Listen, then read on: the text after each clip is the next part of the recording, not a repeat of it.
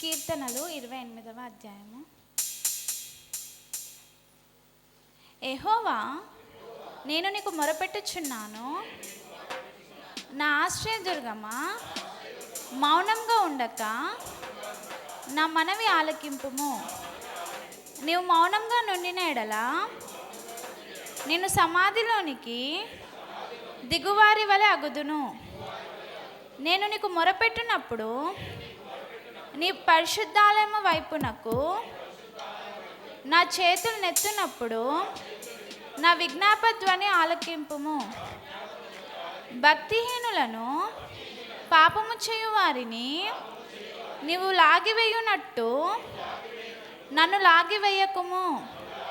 వారు దుష్టాలోచన హృదయంలో నుంచుకొని తమ పొరుగు వారితో సమాధానముగా మాట్లాడుదురు.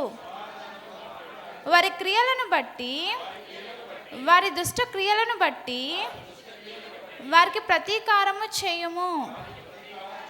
వారు చేసిన పనిని బట్టి వారికి ప్రతీకారము చేయుము. వారికి తగిన ప్రతిఫలమిమ్ము. యెహోవా కార్యములను వారు లక్ష్యపెట్టరు, ఆయన హస్తకృత్యములను వారు లక్ష్యపెట్టరు. కావున ఆయన వారిని వృద్ధిపరచక నిర్మూలము చేయును.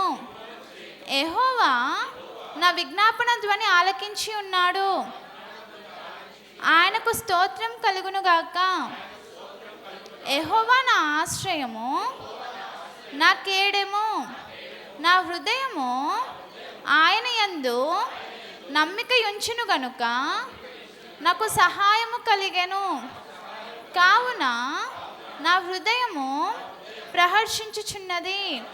కీర్తనలతో నేను ఆయనను స్తుతించుచున్నాను. యెహోవా తన జనులకు ఆశ్రయము, ఆయన తన అభిషిక్తునికి రక్షణ దుర్గము. నీ జనులను రక్షింపుము, నీ స్వాస్యమును ఆశీర్వదింపుము. వారికి కాపరివై నిత్యము వారిని ఉద్ధరింపుము. ఆమేన్, ఆమేన్.